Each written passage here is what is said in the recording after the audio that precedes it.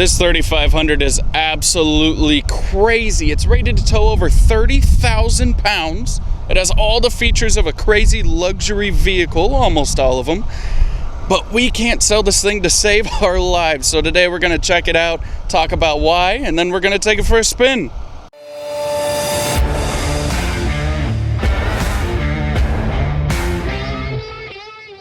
So, I know the first thing that pops into your mind, well, Matt, that's because it is crazy expensive. And you're right. I'll put the window sticker up right here. You can pause and check it out if you want to.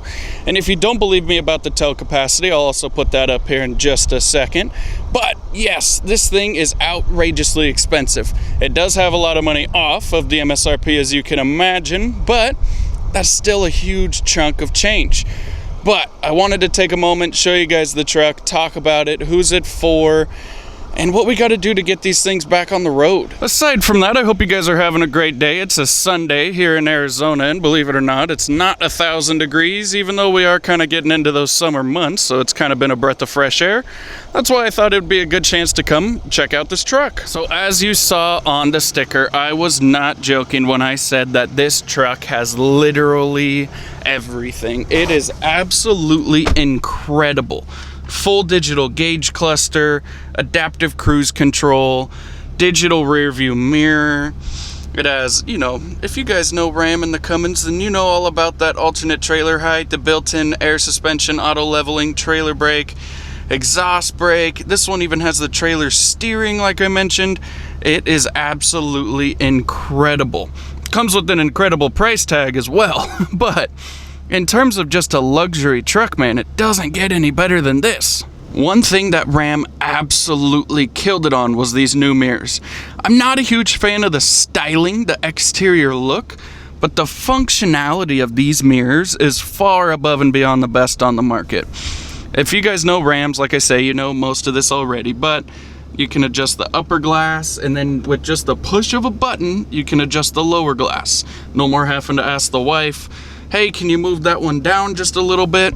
It does it all by itself. It has lights that you can turn on and off. I mean, that is incredible what they did with these mirrors. And as you can imagine, it has the soft opening tailgate, which is super nice.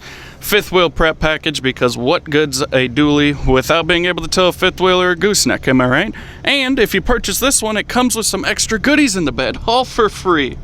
It has the ability to run auxiliary cameras for your trailer. I mean, like I said, this thing checks all the boxes. You guys know the trucks.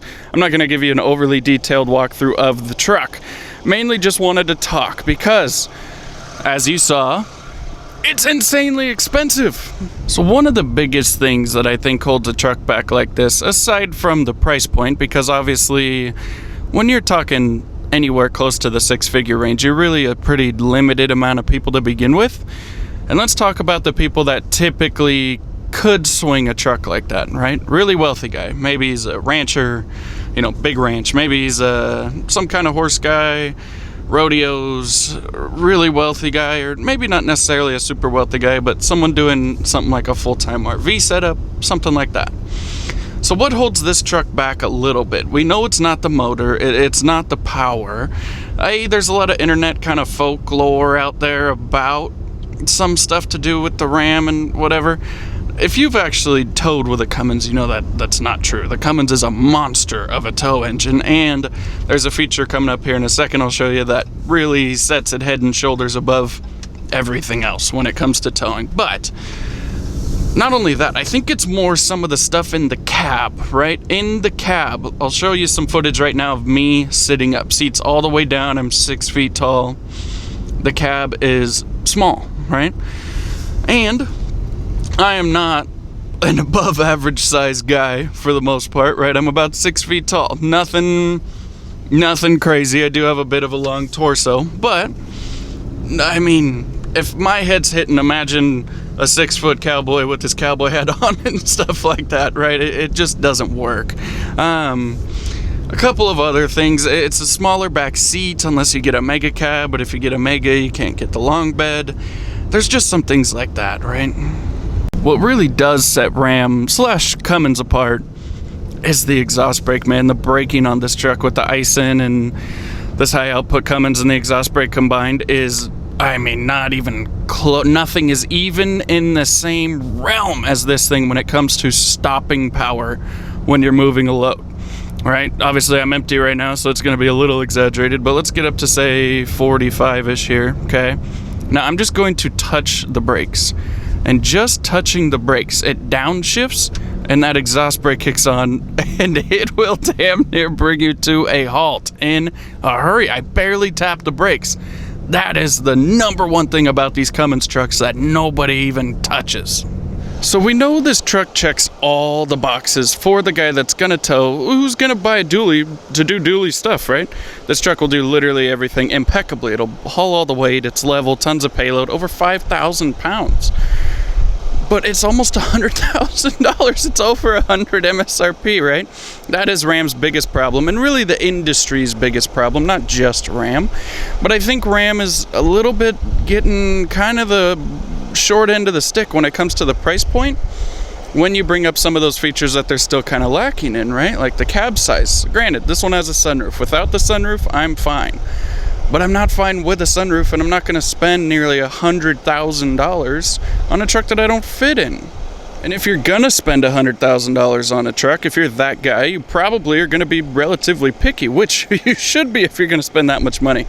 So if a sunroof is a big deal to you, and you're a taller guy, the Ram's out, man. The other thing is, we know this Aisin transmission is super durable, very strong.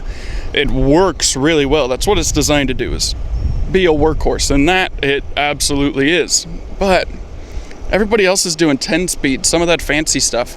So if Ram really does partner up with that 8-speed from ZF and everything, I think that'll be a hell of a combo that'll help get Ram back towards that quote-unquote promised land where they're still a contender, because right now, man, Ram's getting its butt kicked. But that's gonna pretty much do it for this video, guys. Don't forget to subscribe. I'm really trying to get to 1,000, right? That would help me out a ton.